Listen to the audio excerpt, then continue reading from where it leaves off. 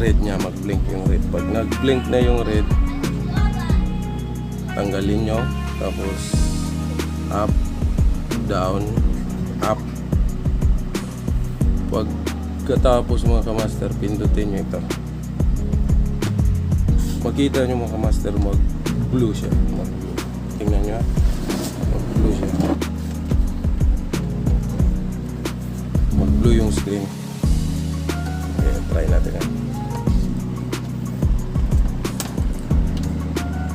Press natin yung dalawang buton, hold natin, tapos saksak.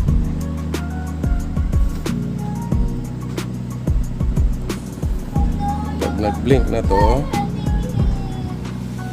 release natin, up, down, up, tapos yun, mag-blue siya mga kamaster, wala kayong makita.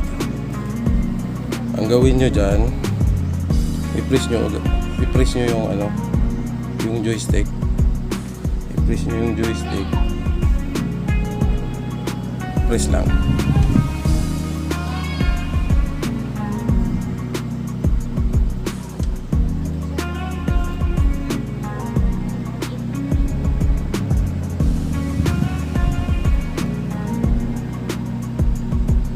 Yun.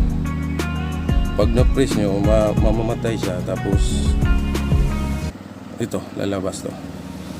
Pag lumabas na ito mga kamaster,